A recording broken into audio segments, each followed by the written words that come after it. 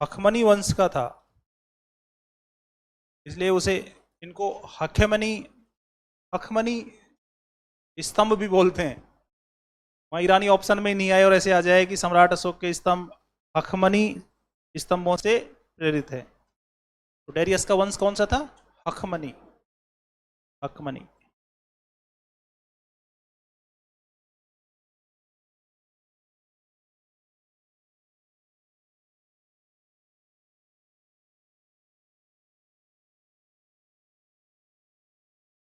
अब इसमें अपन ने स्ट्रक्चर की बात कर ली थी, तो अपन अब इनमें बात करेंगे बड़े और छोटे स्तंभ। कौन से स्तंभ? बृहत स्तंभ और लघु स्तंभ। तो पहले बात करेंगे किसकी? बृहत स्तंभ की।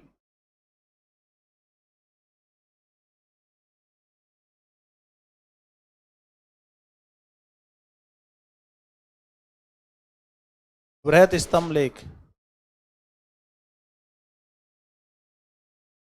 इनकी संख्या 7 है और ये हमको 6 स्थानों से मिले। तो इसका मतलब समझते हो?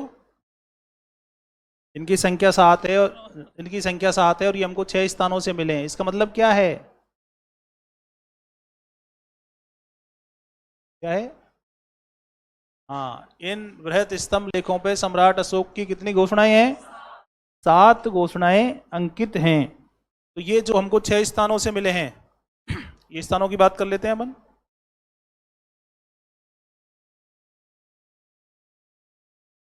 लौरिया,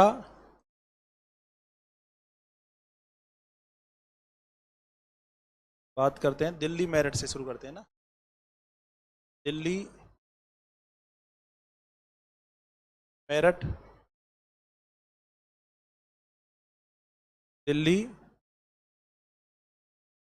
चोपड़ा,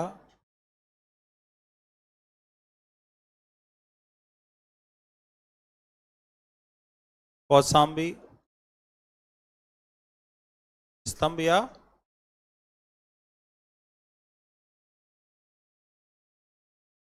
प्रयाग प्रशस्ति और रामपुरवा,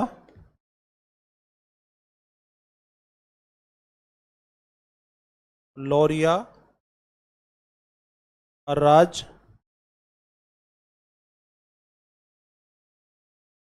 और लौरिया नंदनगढ़। यही है, हो गए 6 स्थान।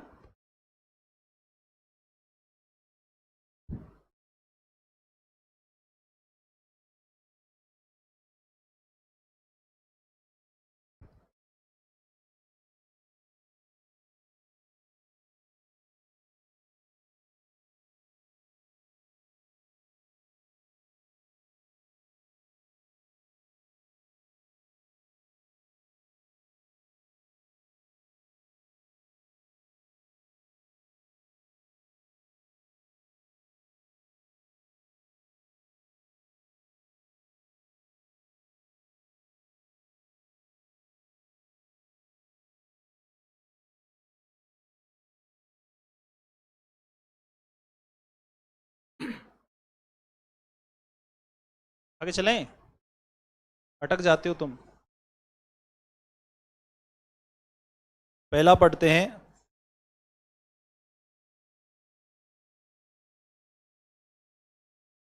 दिल्ली, मेरठ और दिल्ली, चोपड़ा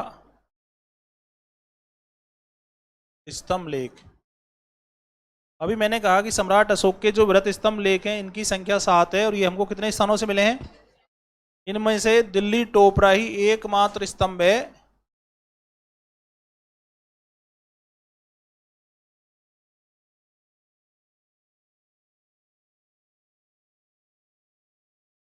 जिस पर सभी 7 घोषणाएं हैं, बाकी अन्य पर 6 हैं। दिल्ली टोपरा अकेला ऐसा पिलर है जिनमें सम्राट अशोक की सभी 7 घोषणाएं, बाकियों पर क्लियर हो गया। तो अब आगे चलें। ये बात अपने को क्लियर हुई कि जो सम्राट अशोक के पिलर हमको 6 जगह से मिले हैं, इन पे सभी 7 घोषणाएं किस पे हैं? बाकियों पे?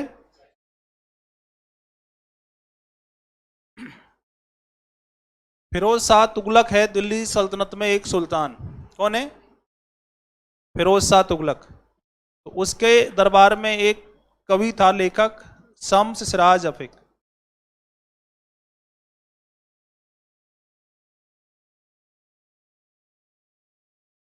फिरोज के दरबार में एक कवि था, लेखक था, कौन? और उसने बुक लिखी तारीख ए फिरोज शाही। शम्स सिराज अफीक ने कौन सी बुक लिखी? तारीख ए फिरोज शाही। वो कहता है तारीख ए फिरोज शाही में कि 1356 ईस्वी में मेरठ और टोपरा में, पूरी बात समझो, शम्स सिराज अफीक अपनी किताब में लिखता है कि 1356 में मेरठ और टोपरा में, कहाँ है दोनों जगह? मेरठ दिल्ली में है, तुम्हारा दिमाग खराब हो गया। मेरठ यूपी में है और टोपरा हरियाणा में है।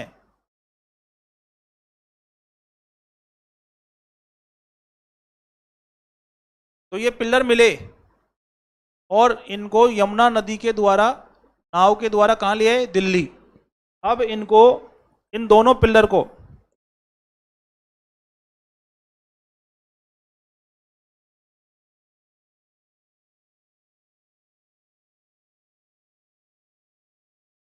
कैप्स्टन यंत्र की सहायता से, तो भारी पत्थर उठाने की मशीन का उल्लेख मिल गया ना। तो सल्तनत काल में भारी पत्थर उठाने की मशीन कौन सी थी? कैप्स्टन यंत्र की सहायता से कुस्प ए शिकार महल के सामने लगवा दिया।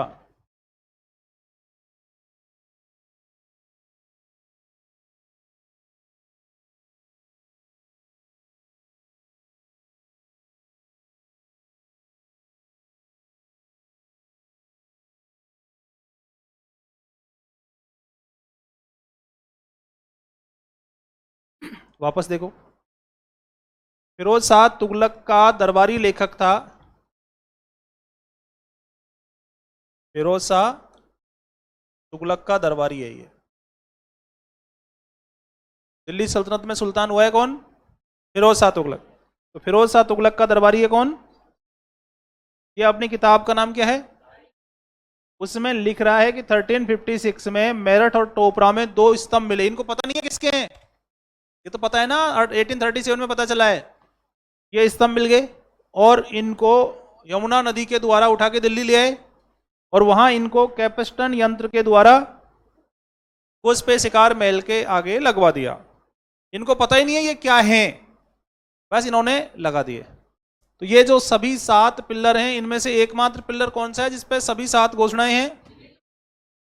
तो ये जो दिल्ली टोपरा वाला स्तंभ है, इसके खूब सारे और नाम है। मेरठ स्तंभ तो क्या है, फर्रुखसियर के समय बारूद खाने में विस्फोट हो जाने से खंडित हो गया।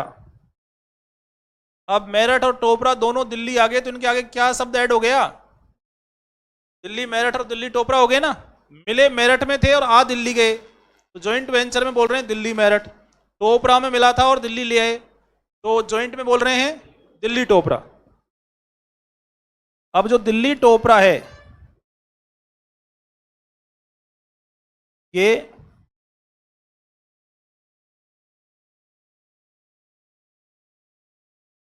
फर्रुखसियर के समय क्या हो गया?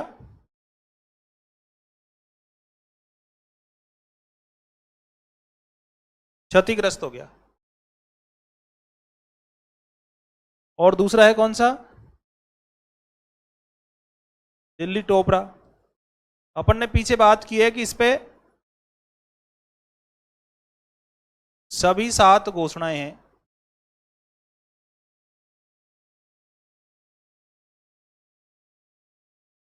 इसके खूब सारे दूसरे नाम भी हैं, जैसे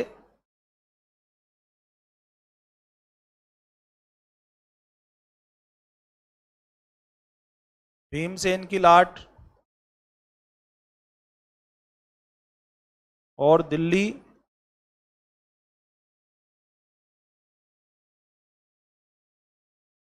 शिवालिक लाट और सुनहरी लाट। दिल्ली टोपरा लेख पर अजमेर के चौहान शासक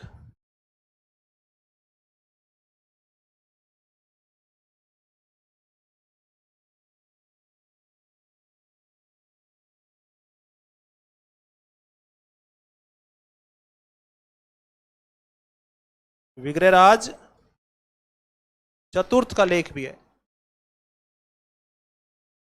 अच्छा, इसका एक नाम और रह गया ना, फिरोज की लाट।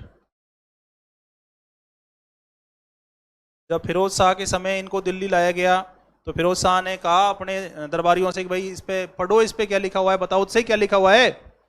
सबने अपने अपने हिसाब से पढ़ने की कोशिश की और सबने एक मत होकर निर्णय लिया कि इस पे जो लिखा हुआ है यार उसको अपन नहीं पढ़ सकते, ये तो फिर क्या करें कि अपन सब मिलके इसको बुद्धू बना लेते हैं। कैसे? इसको समझा देते हैं कि खुदा ने ये पिल्लर डायरेक्ट भेजे हैं और इन पे लिखवा के भेजा है कि फिरोज धरती पे तेरा शासन मेरा ही शासन है।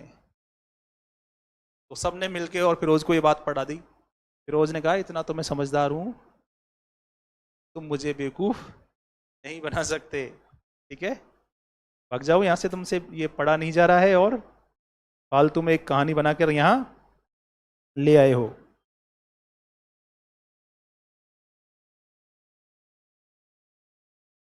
क्या नहीं, ये तो अपन आज नाम दे रहे हैं, फिरोज क्या नाम देगा, ये तो अपन आज बात कर रहे हैं। हाँ, फिरोज इनाम दे देगा। दरबारी कवि लेखक प्रशंसा ही किस लिए करते हैं?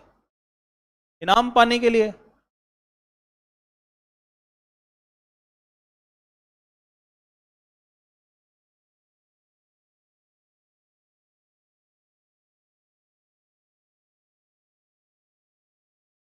आ दिया।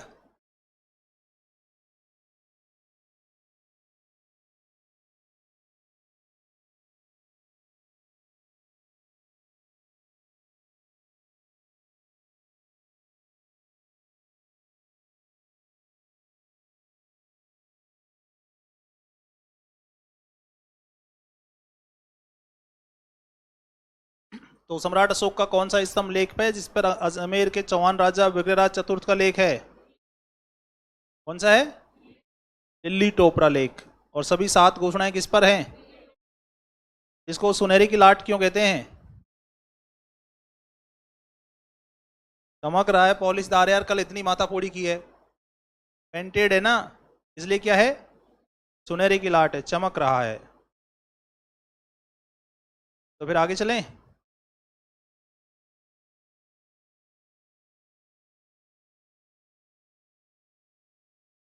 सो रहे थे क्या? इतनी गर्मी में नींद कैसे आती है? अब तीसरा कौन सा है?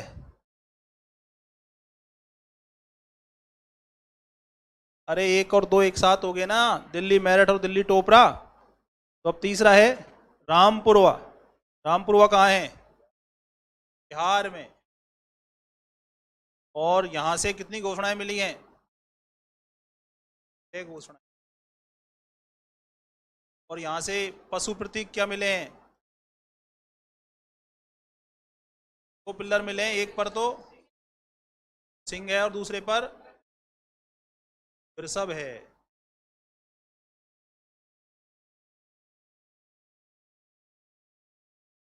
इसके बाद है कौशाम्बी समलेख। क्या?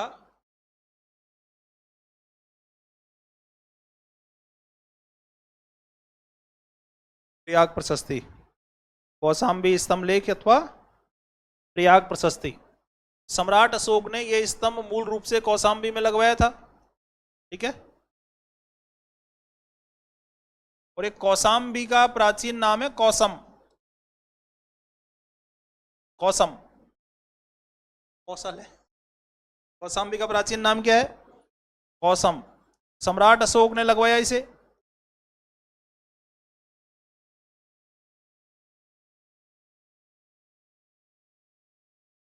और इसे कौशाम्बी से प्रयागराज ले आया अकबर।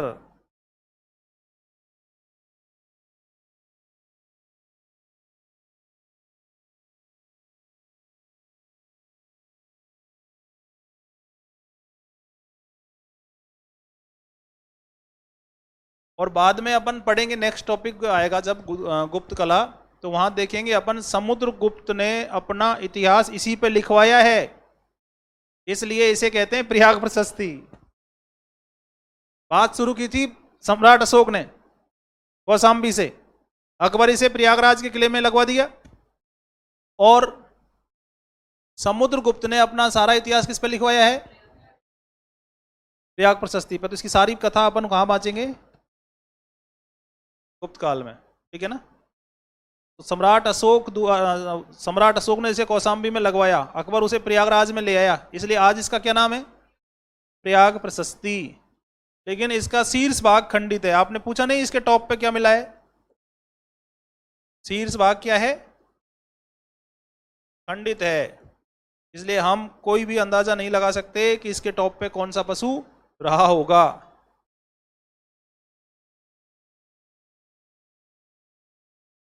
कौशाम्बी स्तंभ लेख पर भी सम्राट अशोक की कितनी घोषणाएं हैं? 6। पहले बात कर ली अपन ने। दिल्ली टोपरा के अलावा सभी पर कितनी घोषणाएं हैं? 6 घोषणाएं हैं। इसके बाद 5th नंबर पर है लौरिया अर्राज। ये भी कहाँ है? बिहार में है। यहां से सम्राट अशोक की कितनी घोषणाएं मिली हैं? 6 घोषणाएं मिली हैं। और कौन सा पशु मिला है?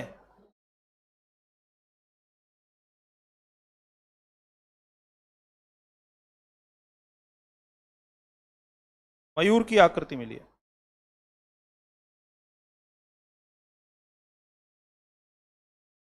और आखिरी है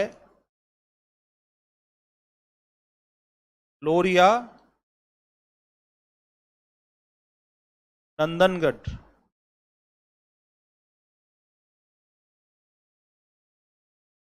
बिहार में। कितनी घोषणाएं हैं?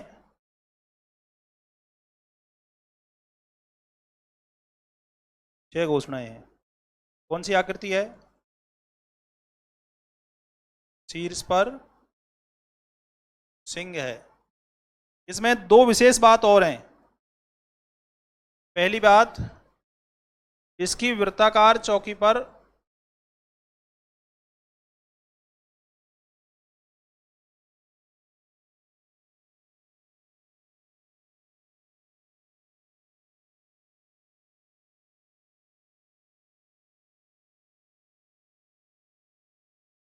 मोती चुगते हुए हंस हैं। दूसरी बात, यहां से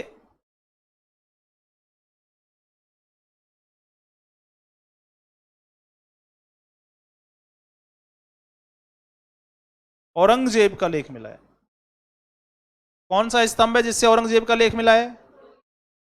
कौन सा स्तंभ है जिससे विग्रहराज चतुर्थ का लेख मिला है?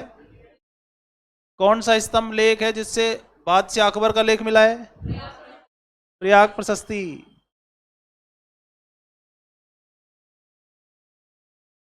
तो फिर मुझे क्रम से बताओ, बता दोगे कि हाथी कहां से मिला है? शंकिसा से। घोड़ा कहां से मिला है? और बैल कहां से मिला है? देख लिया? रामपुरवा से। बैल कहां से मिला है? और 4 सिंह कहां से मिले हैं? कहां से? क्या करिए? सारनाथ से।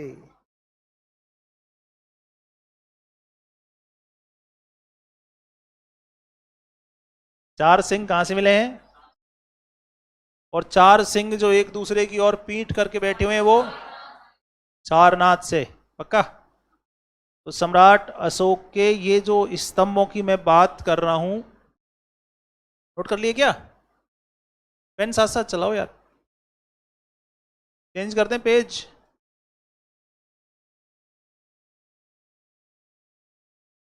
सम्राट अशोक के जो वृत्त स्तंभ लेख हैं इन पे उसकी कितनी घोषणाएं हैं? ये हमको कितने स्थानों से मिले हैं?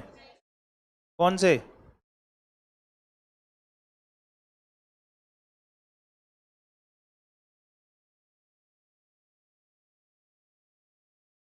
बता दिए क्या सारे? बता दिए? तो मुझे बताना इनकी भाषा और लिपि कौन कौन सी है?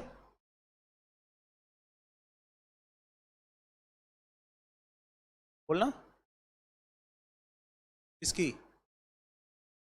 सबकी? सभी की? क्यों? ये सब प्राकृत भाषा और ब्राह्मी लिपि में क्या सारे? अरे बताओ तो सही। क्यों? ठीक है, मतलब ये सब ब्राह्मी लिपि और प्राकृत भाषा में है। क्यों है? भारत में मिले हैं। आगे चलें फिर। ठीक है, अब इसमें ऑब्जेक्टिव सवाल पूछ लिया अभी, हालांकि अब आपका टेस्ट शुरू कर देंगे। टॉपिक हो गए कई सारे। तो जैसे देखो मैं एक सवाल पढ़ाता हूँ।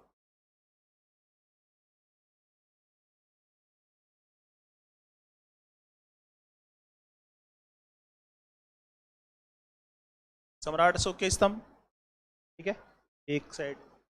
साइड क्या है? से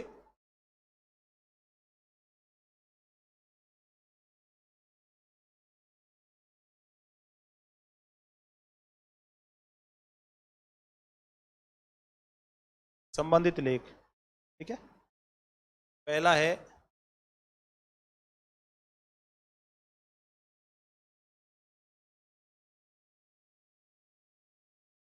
त्याग प्रशस्ति, इस पे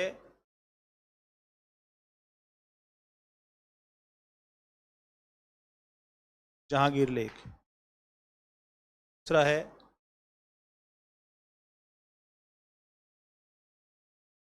शौर्य और राज।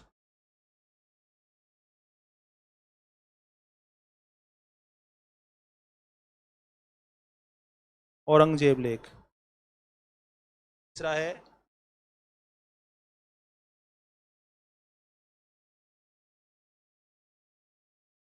दिल्ली मेरठ।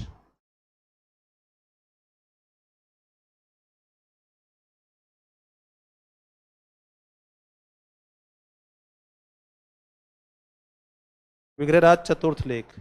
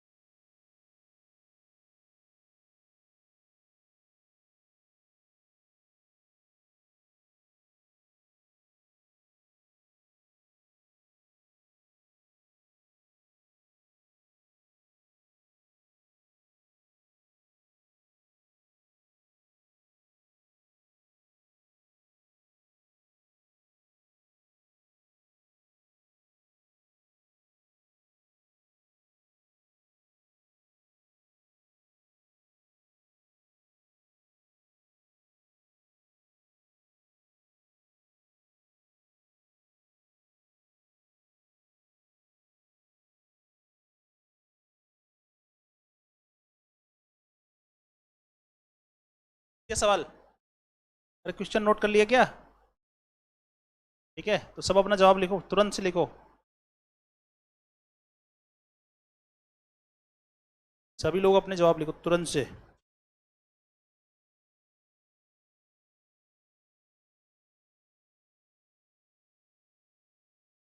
ऑप्शन नहीं दिख रहे क्या?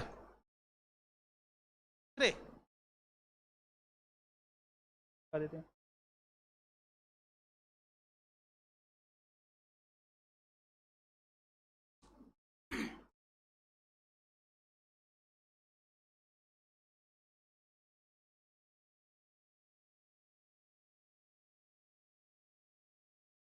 इतना टाइम क्यों लग रहा है? अपना अपना राइट आंसर मैच करो तुरंत, टिक लगाओ उसमें। कॉपी में टिक लगाओ सब अपनी। लगा दिया? क्या लगाया पता मेरे को? क्या है ये? क्या है? 2 और 3 है बी। ऐसे क्या?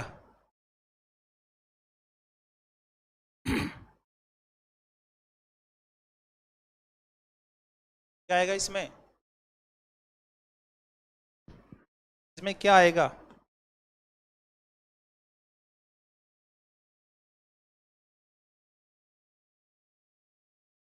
कॉमन।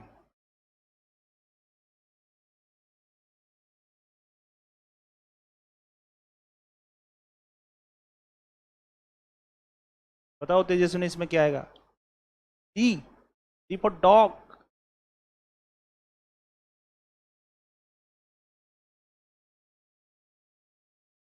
हाँ। ए। सी। थर्ड। अच्छा, आगे फॉरवर्ड करो सवाल। क्या आएगा इसमें?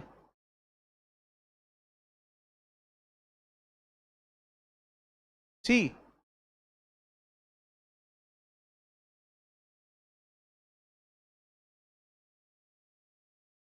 उससे पूछो क्या आएगा इसमें। क्या बता रही है? डी। तो बी फॉर बॉम्बे। बताओ। सी। बताओ। सब मुंडी ला रहे हैं। बताओ। इससे पूछो। ए। डी।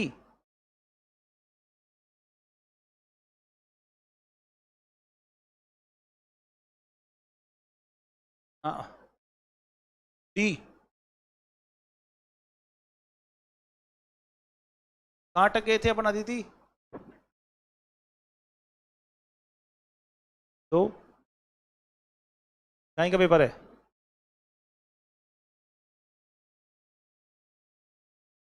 बता रहे। Robin hood. कोई भी नहीं आएगा, ये हुई ना बात।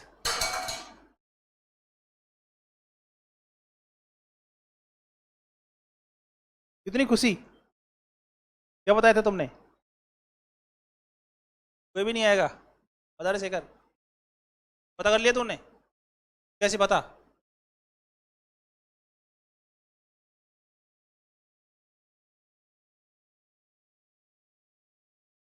मिल गया जवाब तुमको? तुम्हारा कॉमन सेंस काम कर रहा है थोड़ा बहुत? मुंडी और हिला रही है मुस्कान की, हाँ गलत बता के।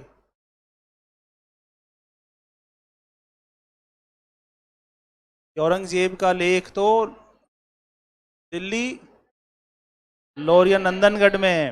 और विग्रहराज चतुर्थ का लेख? किरण, क्या बताया था इसने?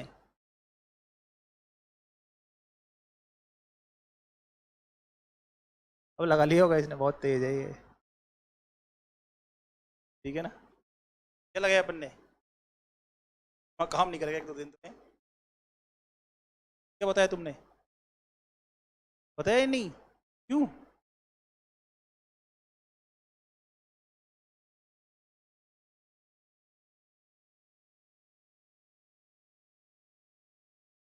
जब 2 गलत हैं तो बचा क्या? तो ये 2 गलत हो गए। ठीक है। ये और ये तो पक्का श्योर शॉट गलत हो गए। ये गलत, ये गलत, ये गलत। ये 2 और 3 ये रहे गलत। ये और 2 और 3 गलत रहे। और ये गलत। तब बचा क्या? किधर है फोकस? फिर इतना आसान सवाल है ये तो। नहीं, बच्चे नहीं बता दिया, बताओ। अब है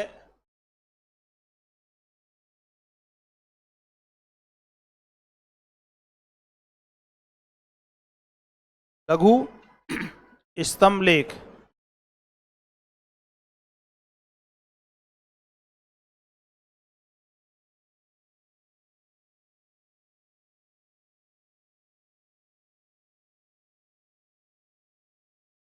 इनको अलग अलग कैटेगरी में बांटा हुआ है। जैसे प्रथम लघु स्तंभ लेख जिनका क्लासिफिकेशन है वो है कौसाम्बी,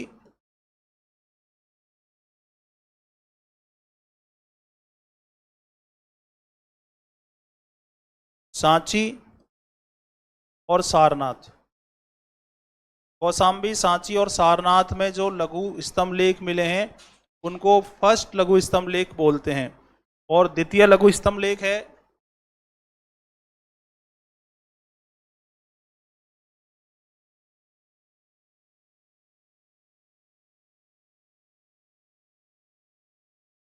वो है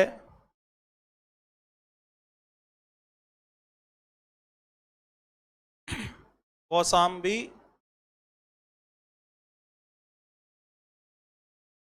प्रयागराज लेख। और तीसरा वाला है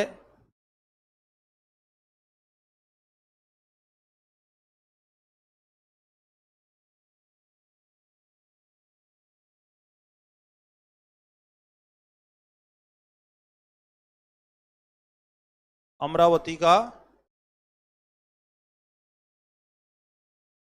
खंडित लेख।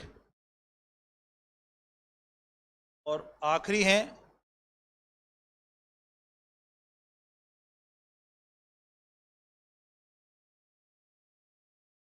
तराई स्तंभ लेख। तराई का मतलब जो नेपाल में मिले हैं, अपने भारत नेपाल के मैदानी भाग में मिले हैं। उनमें एक तो है रुम्मिनदेई और दूसरा है निगलीवा।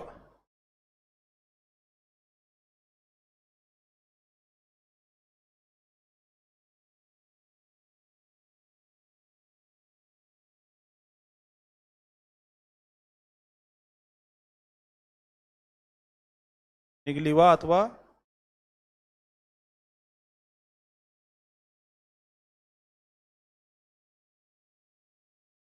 निगाली सागर लेख।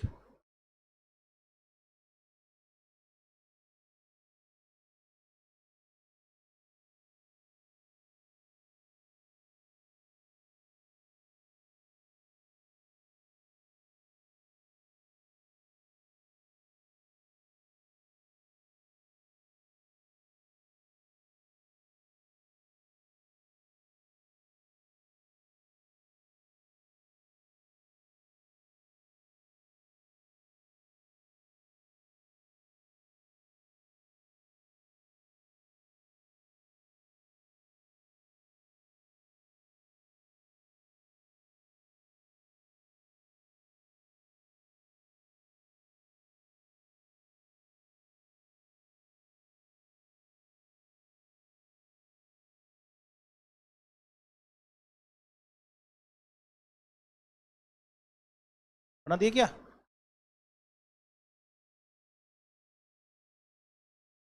तो इसमें अपन जिनकी डिटेल पढ़ेंगे तो सबसे पहले है कौशाम्बी लेख। इस कौशाम्बी लेख को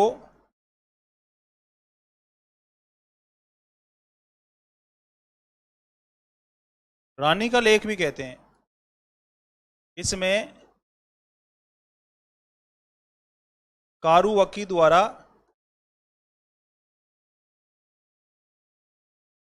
दान देने का उल्लेख है। इसमें रानी कारुवक्की द्वारा दान देने का उल्लेख है। इसी में तीवर का उल्लेख है।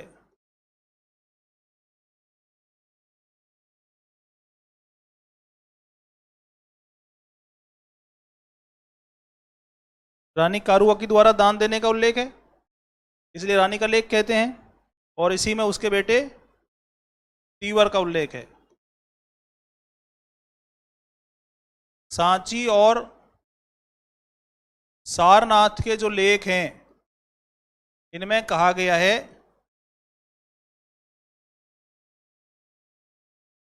बौद्ध संघ में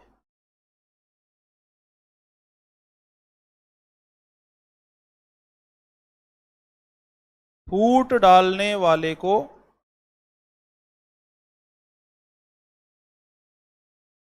श्वेत वस्त्र पहनाकर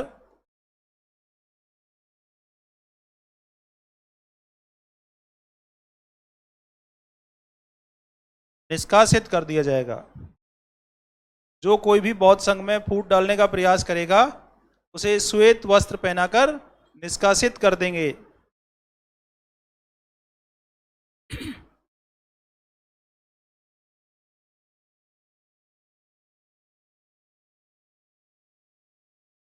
थर्ड है निगलीवा लेक। इसमें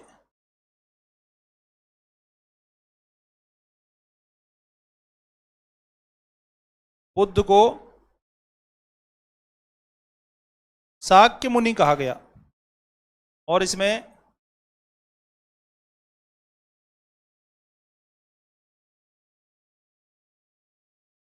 कनक मुनि स्तूप के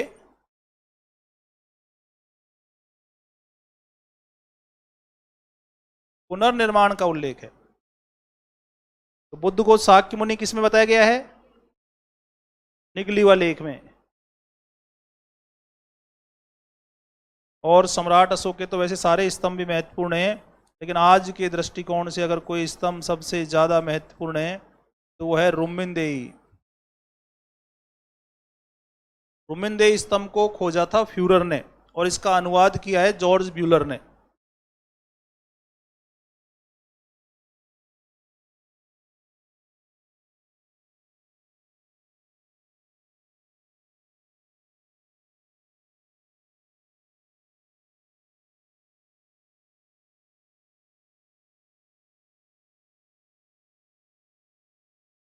रुम्मिनदेई स्तंभ के खोजकर्ता कौन है? फ्यूरर। और इसका ट्रांसलेट किसने किया है? तो मुझे बताओ, कौशाम्बी स्तंभ लेख किस लिपि में है? ब्राह्मी में। किस भाषा में है? सांची और सारनाथ की लिपि क्या है? भाषा क्या है? निगलीवा लेख जो नेपाल से मिला है, इसकी लिपि क्या है? अपने में काउंट है वो? कहीं तुम नेपाल देख के और ये तो कुछ दूसरा हो सकता है। नेपाल से मिले वो भी ब्राह्मी में ही है, प्राकृत भाषा में ही है। इसमें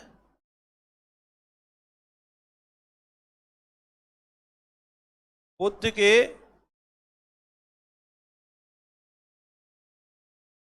जन्म स्थल को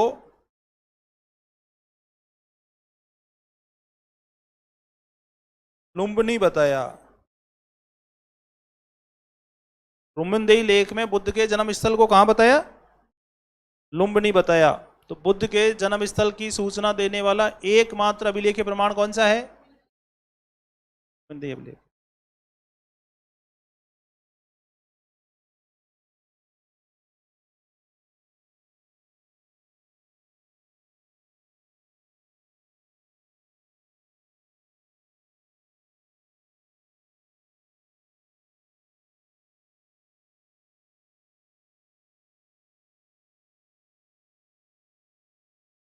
तो आगे चलें।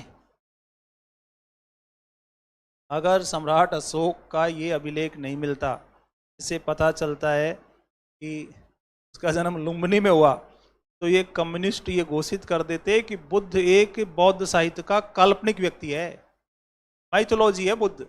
बुद्ध नाम का कोई व्यक्ति कभी जन्म ही नहीं लिया था। बहुत इंपॉर्टेंस है रुम्मिनदेई स्तंभ का। तो अपन ने सम्राट अशोक के शिलालेख पढ़ लिए, सम्राट अशोक के स्तंभ लेख पढ़ लिए। अब क्या पढ़ेंगे? गुहा लेख।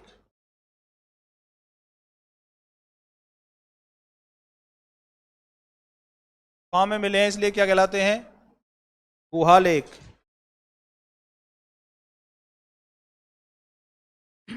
तो सम्राट अशोक ने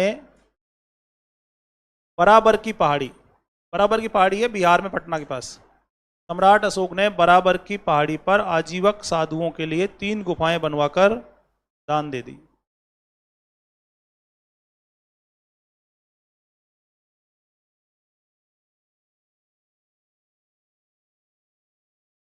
कहां पे?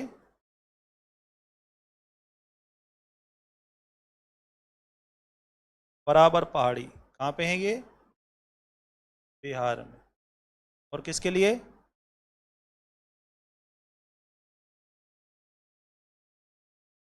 आजीवक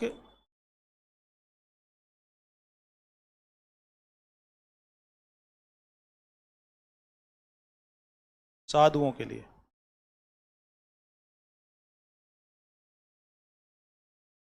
सुदामा, कर्ण चौपड़ और विश्व झोंपड़ी।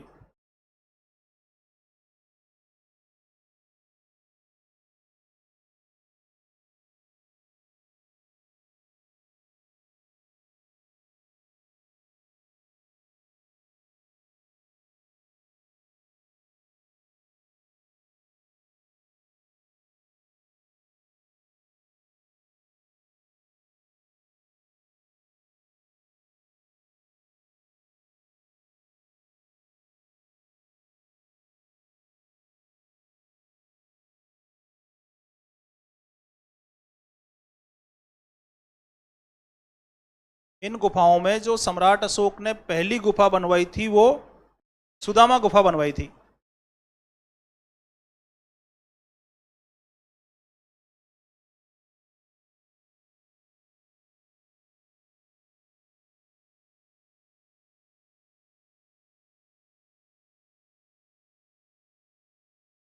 तो जो मौर्यकालीन गुफाएं मिली हैं हमको बराबर की पहाड़ी पर, उनमें सबसे प्राचीन गुफा कौन सी है?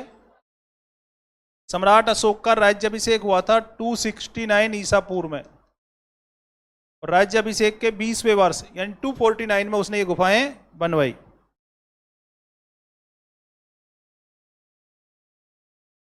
आपसे पूछे सम्राट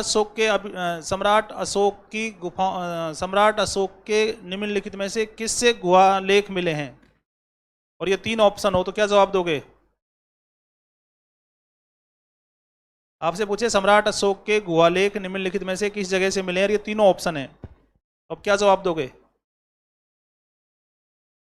जवाब क्या आएगा? कैसे पता चला प्रज्ञा तुमको? और ये गुफाएं तुमने बनवाई थी दोनों? जब पहले लिखा हुआ है कि सम्राट अशोक ने बराबर पहाड़ी पर आजीवक साधुओं के लिए गुफाएं बनवाई, तो ये तीनों गुफाओं से उसके लेख मिले हैं ना।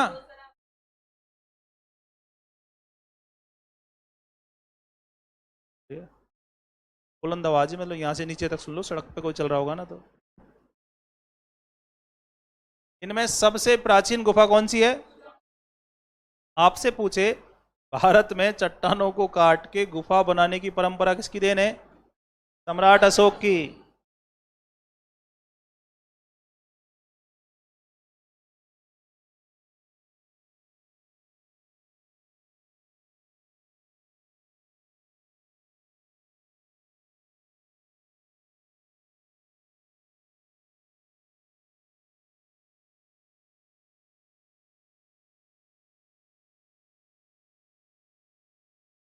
चट्टानों को काटकर गुफा बनाने की परंपरा सम्राट अशोक की देन है।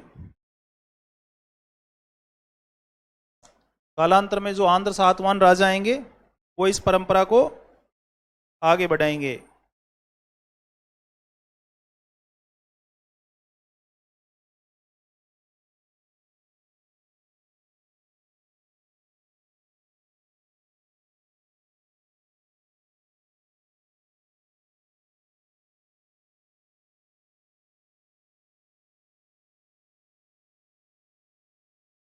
अब सम्राट अशोक का पौत्र थे दशरथ, उन्होंने भी आजीविकों के लिए गुफा बनाई।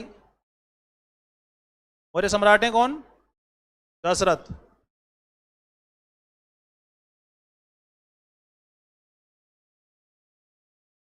इन्होंने भी आजीवक साधुओं के लिए गुफाएं बनवाई।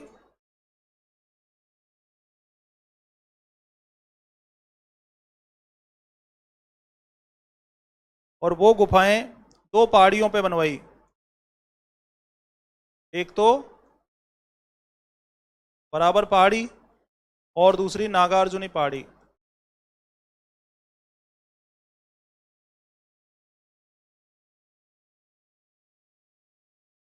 नागार्जुनी पहाड़ी भी कहाँ है? बिहार में है। और बराबर पहाड़ी भी कहाँ है? बिहार में है। सम्राट अशोक ने बराबर पहाड़ी पर वो सम्राट अशोक ने बराबर पहाड़ी पर सुदामा, कर्णचौपर और विश्व चौपड़ी बनवाई। वहीं पर दशरथ ने लोमस ऋषि की गुफा बनवाई। और लोमस ऋषि की गुफा बराबर पहाड़ी की सबसे सुंदर गुफा है।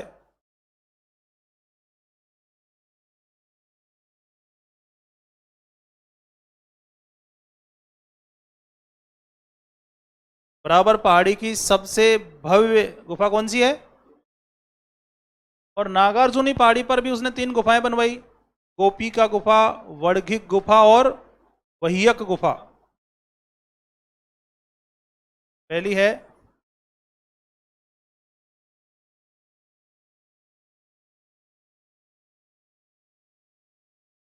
गोपी का गुफा। ये गुफा सबसे बड़ी है और दशरथ ने इसे सबसे पहले बनवाया। जैसे बराबर पहाड़ी की सबसे पहली गुफा कौन सी है? सुदामा गुफा। ऐसे ही नागार्जुनी पहाड़ी की पहली गुफा कौन सी है? ये दशरथ ने अपने राज्याभिषेक के वर्ष बनवाई। दूसरी है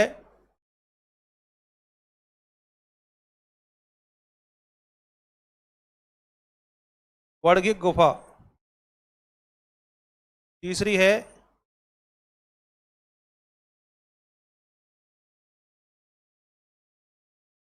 वह्यक गुफा।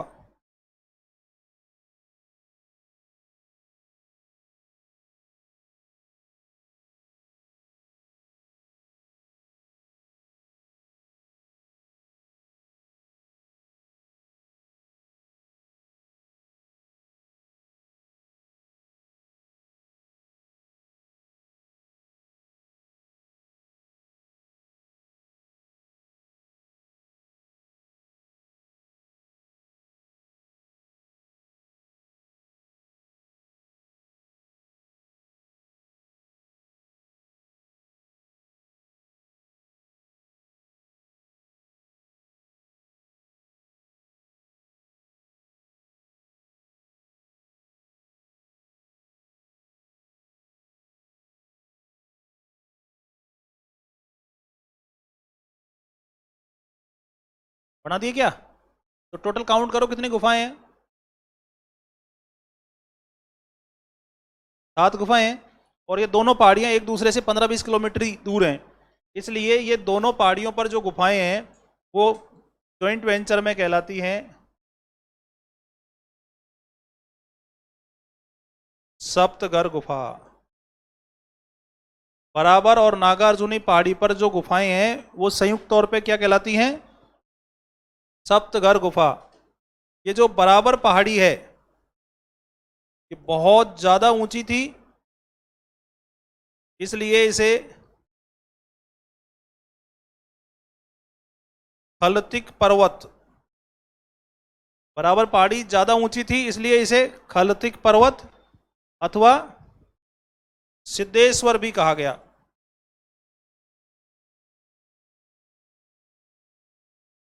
तो बराबर पहाड़ी को मौर्य युग में क्या बोलते थे?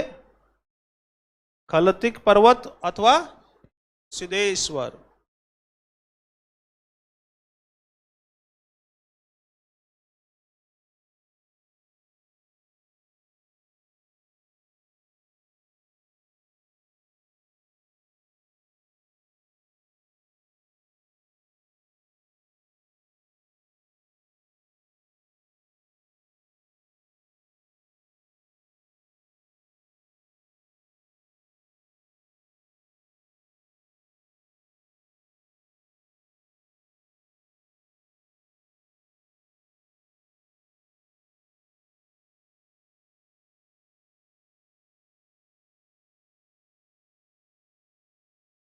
बना दिया।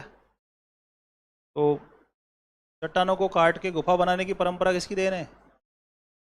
पहली गुफा कहाँ बनाई? बराबर की पहाड़ी पर। किस नाम से? दूसरी और तीसरी? सम्राट अशोक ने ये गुफाएं किसके लिए बनवाई? आजीवक साधुओं के लिए। कौन होते हैं आजीवक? नियतिवाद में मानते हैं। अलग ही संप्रदाय है एक, है ना? अलग ही संप्रदाय है। किसको मानते हैं? तो अलग जवाब आ रहा है। आजीवक संप्रदाय किसको मानते हैं? नियतिवाद को मानते हैं। अब एक इसमें गोवा लेक में ही बात कर रहे हैं, गोवा लेक में ही।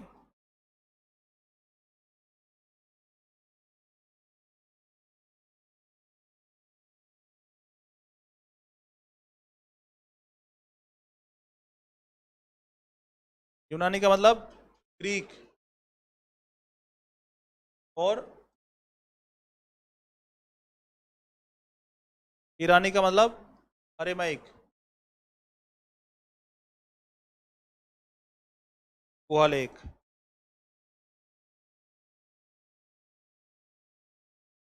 सम्राट अशोक के अपन अब उन गोवा लेकों की बात कर रहे हैं जो किसमें हैं? ईरानी और यूनानी में है। ईरानी लिपि कौन सी है? अरेमाइक लिपि। और यूनानी लिपि कौन सी है? ग्रीक लिपि। इसमें पहला है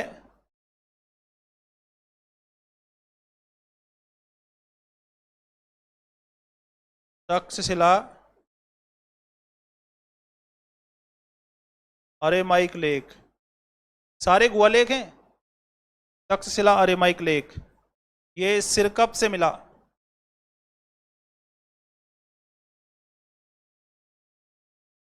तक्षशिला के अवशेष हमको कहाँ से मिले? पहले सिरकप से मिले, फिर ताहडेरी से मिले। सिरकप से मिला, किसको मिला?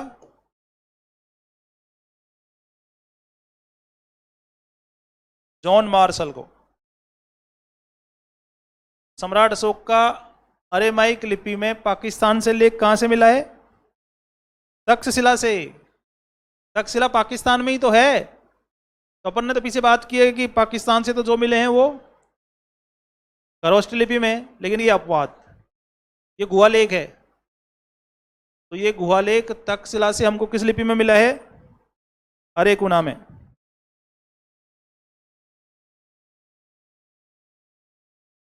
नंबर 2 है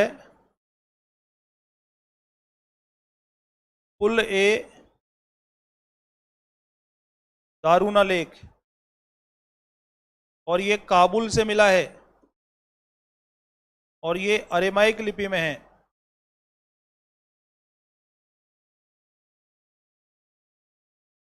पुल ए दारूना लेख हमको कहां से मिला है? काबुल से मिला है। और ये किस लिपि में है? ये भी अरेमाइक लिपि में है।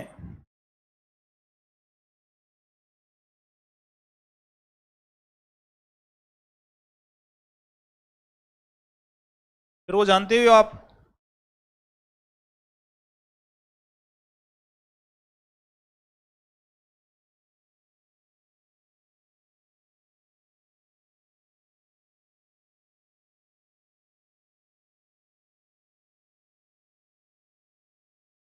सरेकुना द्विभाषीय लेख कहां से मिला है? ये कंधार से मिला है। और किस में है?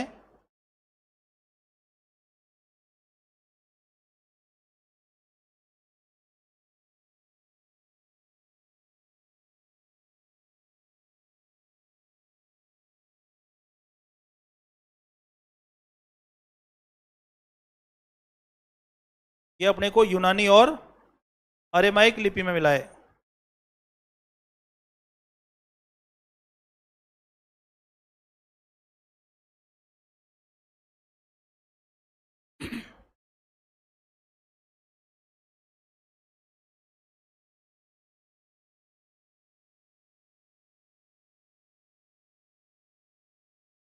कंधार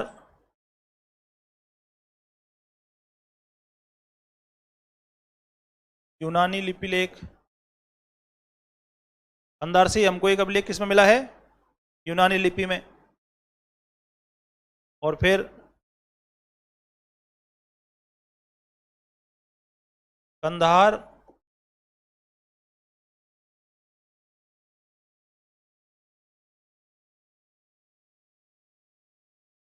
अरेमाइक लिपि लेख।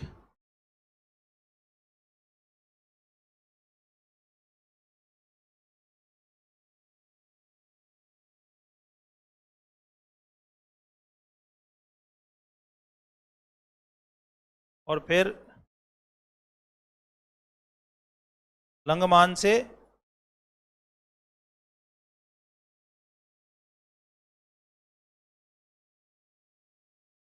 दो अरेमाइक लेख।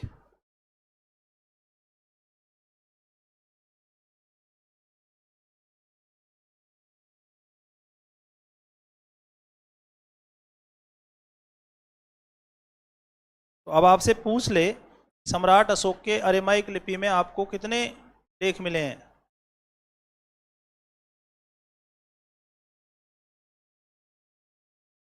वो तो द्विभाषी है, 4 ही हुए। वो तो 2 भाषाओं में ना, अलग कैसे करोगे उसको?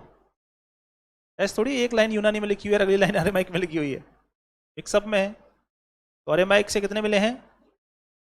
और आपको दो भाषाओं के लेख कहां से मिले हैं? हुँ? आपको सम्राट अशोक के कितने अभिलेख हैं जो दो भाषाओं में मिले हैं? बोलो। अब यार बता नहीं रहे हो। सम्राट अशोक का दो भाषाओं में लेख कहां से मिला है हमको? सरेकुना से। कौन सी भाषाओं में? कहाँ है सरेकुना? कंधार में। तो कंधार से दो भाषाओं में सम्राट अशोक का लेख हमको सरेकुना से मिला है। कौन सी भाषा है ये? यूनानी और अरेमाइक। ये तो बना दिया ना आपने। अब इसमें कोई दिक्कत थोड़ी है, साइड में कर दें इसे।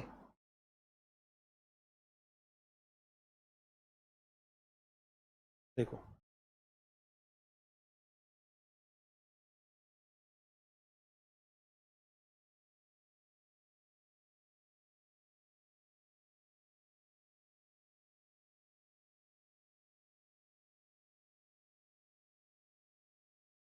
सम्राट अशोक के द्विभाषीय लेख, यही बात कर रहे हैं।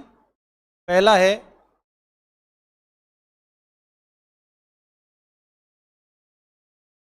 सरेकुना लेख। कहां से मिला है सरेकुना लेख? कंधार से। ये किस लिपि में है?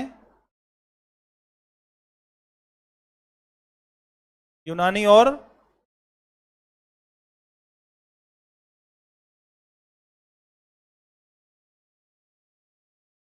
अरेमाइक लिपि में, यही बात है। और सम्राट अशोक का दूसरा भी हमको एक द्विभाषीय लेख मिला है। ये जो लंगमान है ना, जो आपके सामने यहां बार बार लिखा गया है, इसको संस्कृत में लंपक कहते हैं।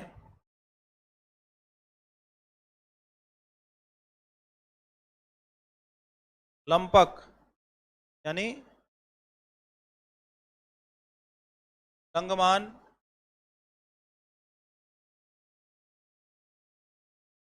लेख। लंगमान कहाँ है? काबुल में। कहाँ है? काबुल में है। अच्छा, नहीं कंधार में। और ये मिला है अपने को प्राकृत और अरेमाइक लिपि में। सही खोज है ये, नहीं कहीं गलती कर बैठो।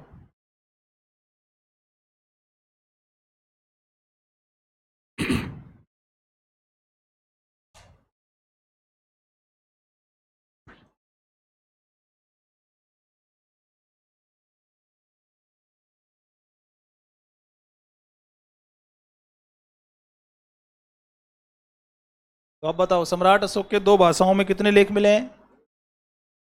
दो ही मिले हैं। कहाँ कहाँ से?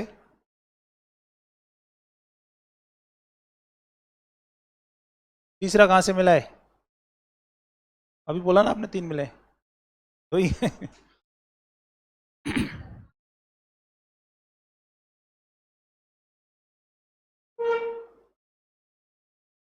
ये रहा रेमाइक, एक ये रहा रेमाइक, दो। और दो ये रहे। हाँ, एक ये रहा ना, पांच हो गए। सही बात है। अरेमाइक से सम्राट अशोक के, अरेमाइक लिपि में सम्राट अशोक के कितने लेख मिले हैं? पांच। इतना आसान है। ऐसा कौन सा ऑब्जेक्टिव सवाल है जो नहीं होएगा आपसे? लेकिन बड़ा इश्यू क्या है? याद हो जाएंगे क्या? नहीं। अब हाँ तो कर दो झूठी मूठ की, हाँ की हाँ हो जाएंगे। नहीं, हाँ करने में क्या जाता है? हाँ करने में कोई तकलीफ थोड़ी है। या है कोई तकलीफ? अरे शिखर, हो जाएंगे याद। कब तक? जब तक चांद उगता रहेगा और डूबता रहेगा।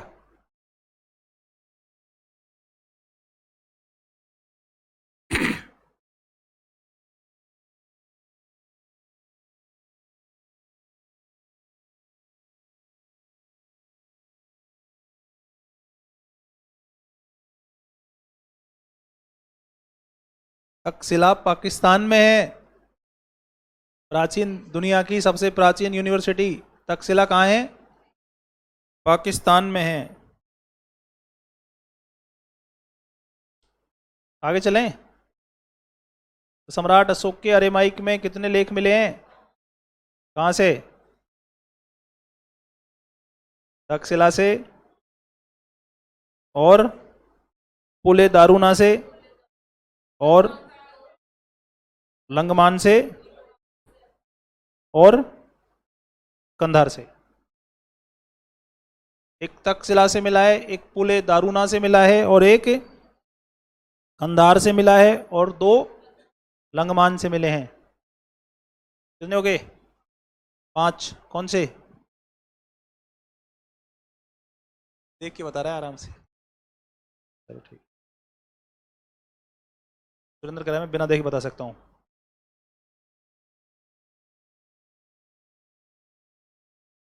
एक तक्षशिला से मिला है और एक पुले दारूना से मिला है 2, एक कंधार से 3, 2 लंगमान से मिला है। अब तो बता दिए क्या बात है। मौर्यकालीन जो गुफाएं ना, देखो मौर्य काल में हमको ऐसी गुफाएं मिली हैं जो भारत की सबसे प्राचीन गुफाएं हैं। एक तो है सीतामढ़ी गुफा,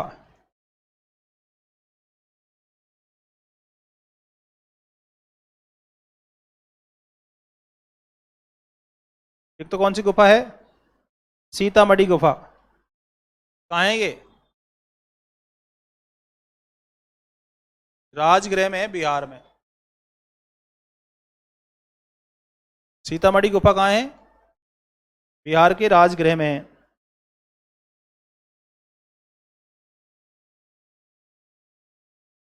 नंबर 2 गुफाएं जो हैं वो रामगढ़ पहाड़ी पर हैं। रामगढ़ पहाड़ी कहाँ पे? छत्तीसगढ़ स्टेट में है। और यहां से हमको 2 गुफाएं मिली हैं। एक तो जोगीमारा गुफा और दूसरी गुफा है सीता बोंगरा अथवा सीता लांगड़ा गुफा।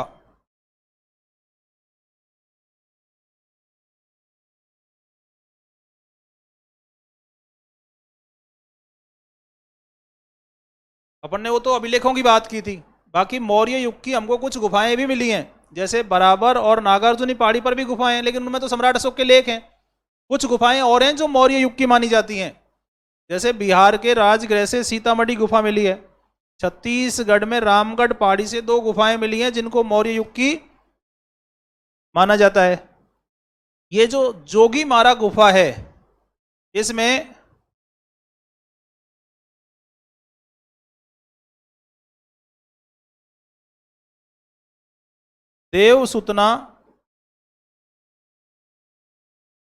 देवसुतना दासी का आवास मिला है और ये वरुण देवता की दासी थी।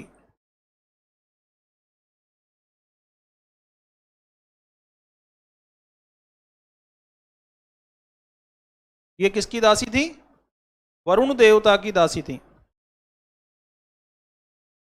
और ये जो सीता बोंगरा गुफा है, यहां से हमको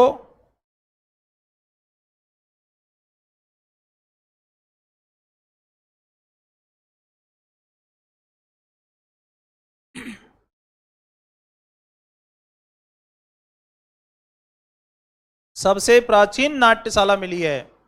भारत की पहली नाटकशाला हमको कहां से मिली है? सीता बोंगरा गुफा से मिली है।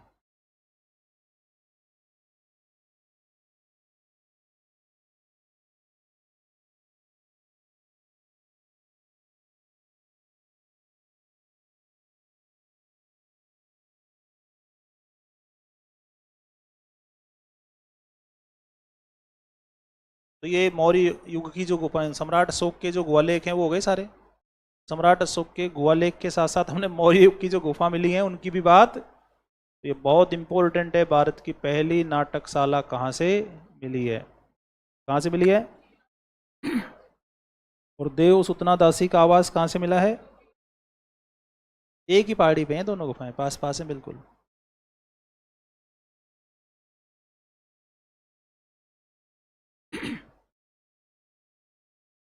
आगे चलें, चेंज कर दें क्या, स्लाइड हटा दें।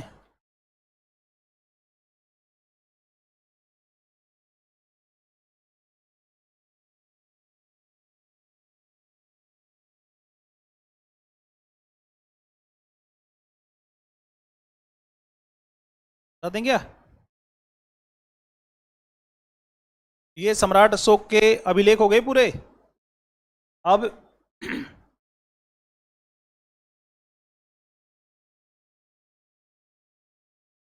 अपन ने सम्राट अशोक के अभिलेखों की बात की थी, लेकिन कुछ मौर्य अभिलेख और हैं, जिनमें एक तो है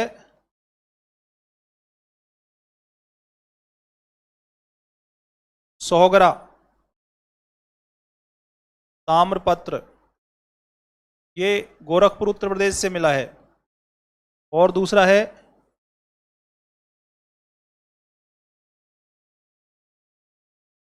महास्थान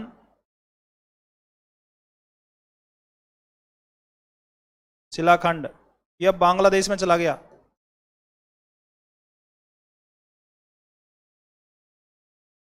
पहला सोगरा ताम्रपत्र है, दूसरा महास्थान शिलाखंड है। ये दोनों जो अभिलेख हैं ये चंद्रगुप्त मौर्य के हैं।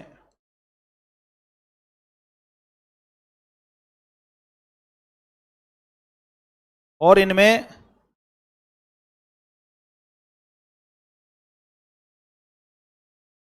अनाज भंडार का उल्लेख है। और अनाज भंडार किस लिए किया जाता होगा,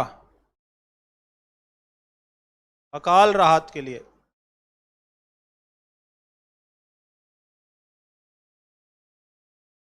अनाज भंडार किस लिए किया जाता होगा, अकाल से राहत देने के लिए।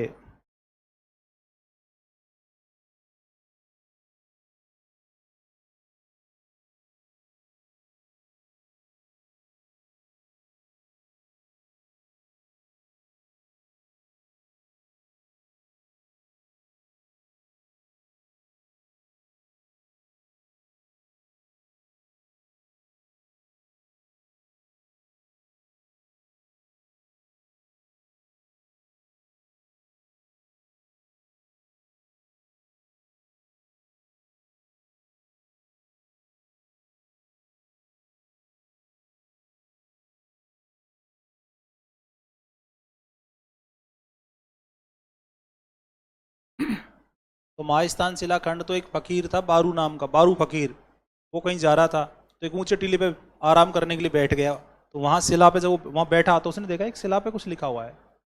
1931 में मिला ये महाशिला खंड। महास्थान शिलाखंड तो कब मिला था, 1931 में मिला। और ये सोहगरा उत्तर प्रदेश के गोरखपुर में गांव है।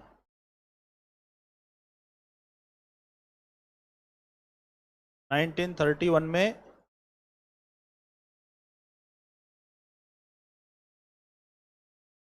बारू फकीर को मिला ये।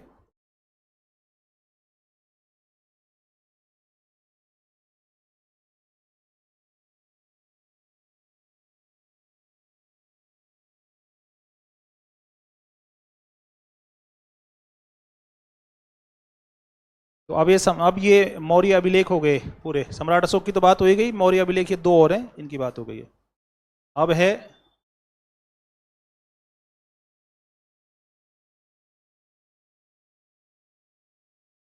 नगर नियोजन। मौर्य नगर नियोजन की बात करते हैं क्योंकि ये भी कला में ही आता है, स्थापत्य है नगर नियोजन, आर्किटेक्ट तो है ही। तो अगर नगर नियोजन की अपन बात करेंगे, सबसे पहले बात होगी मौर्य शासकों की राजधानी पाटलिपुत्र की। पाटलिपुत्र के दूसरे नाम मिलते हैं हमको कुसुमपुर, एक और नाम मिलता है पुष्पपुर। अब समस्या ये है कि पुष्पपुर दो और हैं, एक तो कन्नौज को भी पुष्पपुर कहते हैं और एक पेशावर को भी पुष्पपुर या पुरुषपुर कहते हैं। और तीसरा, पाटलिपुत्र को संसार के नगरों की रानी कहते हैं।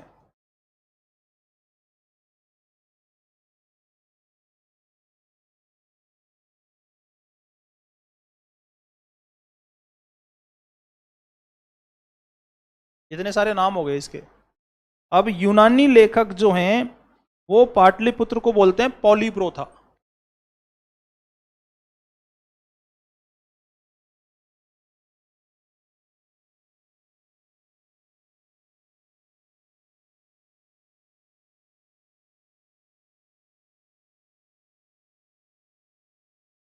यूनानी लेखकों ने पाटलिपुत्र को क्या कहा है?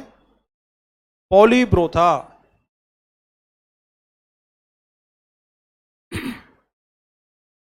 एक यूनानी लेखक हुआ है एरियन। एरियन कहता है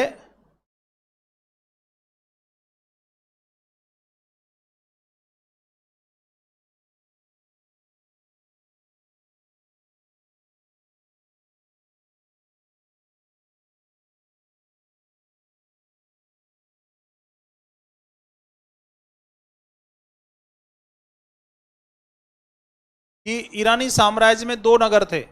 अपन ने पीछे बात की थी ना, ईरानी साम्राज्य डेरियस, अखमनी वंश। तो ईरानी साम्राज्य में दो नगर थे, सूसा नगर और एक बतना नगर। और वो बहुत भव्य थे, बहुत बहुत ग्लोरियस थे। कि एक बतना और सूसा दोनों नगर मिलकर भी पाटलिपुत्र की भव्यता का मुकाबला नहीं कर सकते। किसने कही ये बात?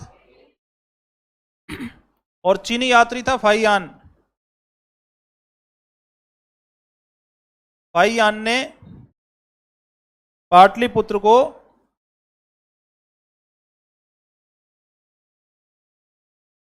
देवताओं से निर्मित बताया। फाइयान कहता है कि पाटलिपुत्र नगर इतना भव्य है कि शायद ये नगर किसने बनवाया होगा? देवताओं ने बनाया होगा।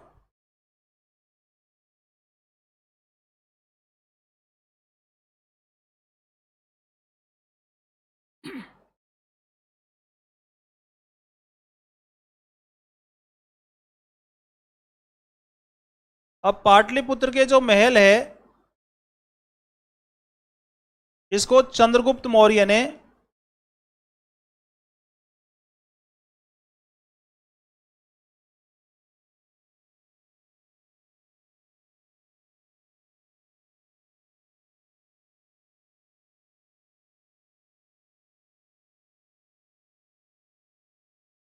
ईंट और लकड़ी से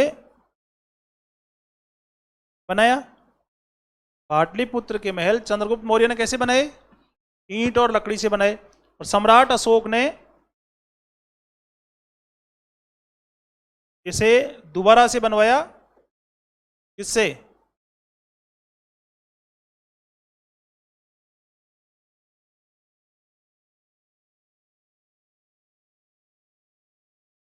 चंद्रगुप्त मौर्य ने जो निर्माण कार्य ईंट और लकड़ी से किए, उस निर्माण कार्य को सम्राट अशोक ने पत्थरों से बनवाया। अब पाटलिपुत्र के जो अवशेष हैं, या एक बात और मेंशन कर दो आप कि पाटलिपुत्र के जगह पर ही हमको शेरशाह सूरी ने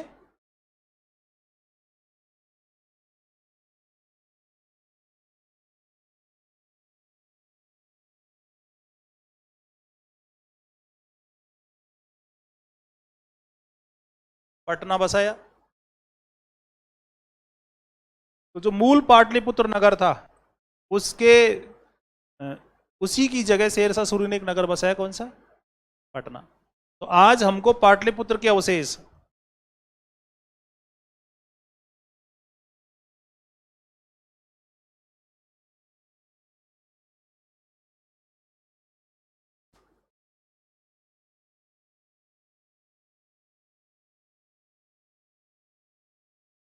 पटना के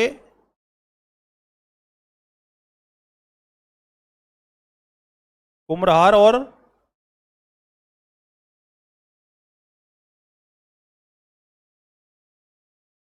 बुलंदी बाग से मिले।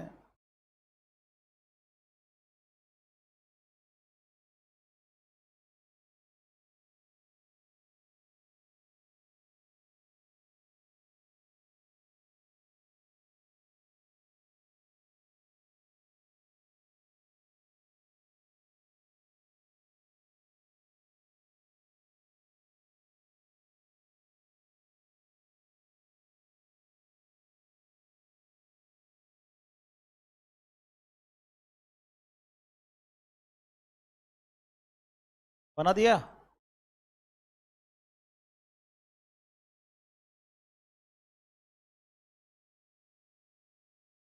ये हम जानते हैं कि भारत का पहला नगरीकरण है सिंधु घाटी सभ्यता, और भारत का दूसरा नगरीकरण है महाजनपद काल। महाजनपद में एक महाजनपद था मगध, मगध ही तो मौर्य डायनेस्टी के रूप में कन्वर्ट हो गया। तो पहला नगरीकरण है, फर्स्ट सिविलाइजेशन तो इंडस वैली है, और second civilisation Indus valley civilisation तो उत्तर पश्चिमी क्षेत्र में हुआ, लेकिन महाजनपद जो सिविलाइजेशन है वो मध्य भारत में हुआ, गंगा यमुना के दोआब में हुआ। तो अब ये मौर्य डायनेस्टी जो है ये बिहार में ही तो डेवलप हुई है। इस समय जो मौर्य काल में जो नगरीकरण तेज हो गया है, उसके दो कारण थे। पहला, इन्होंने मिट्टी की ईंटों का इस्तेमाल शुरू कर दिया, और दूसरा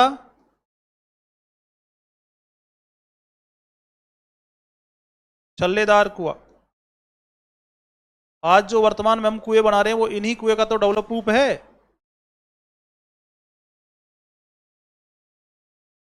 अब अपन ने बार बार पाटलिपुत्र की बात की है, लेकिन आप में से किसी ने भी नहीं पूछा पाटलिपुत्र बसाया किसने था।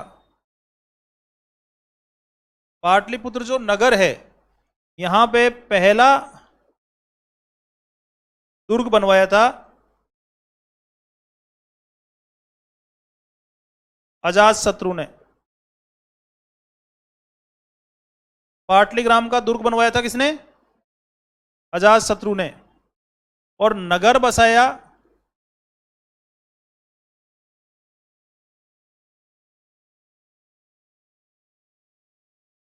उदयन ने।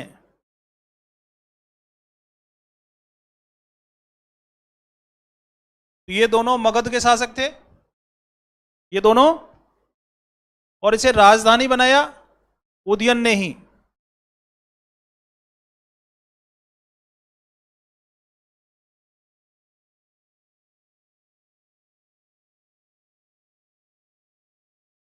तब से लेके और गुप्तों तक राजधानी कहां रहेगी? पाटलिपुत्र रहेगी।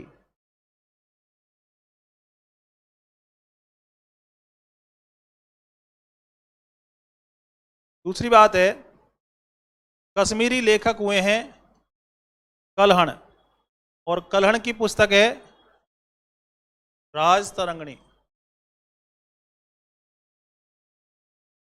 कल्हण राजतरंगिणी में कहते हैं कि सम्राट अशोक ने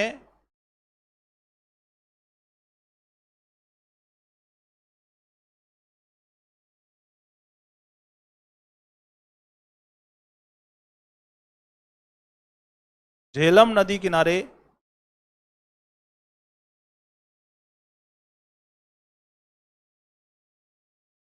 श्रीनगर बसाया। तो वर्तमान श्रीनगर भी किसने बसाया है? सम्राट अशोक ने। और सम्राट अशोक ने दो नगर और बसाए, एक तो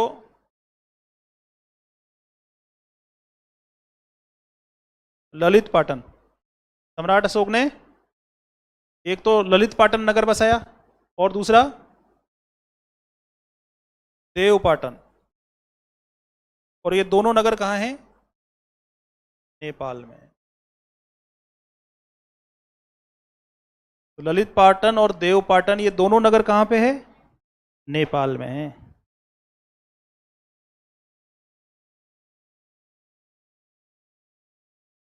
तो इससे आगे फिर अपन कल चर्चा करेंगे।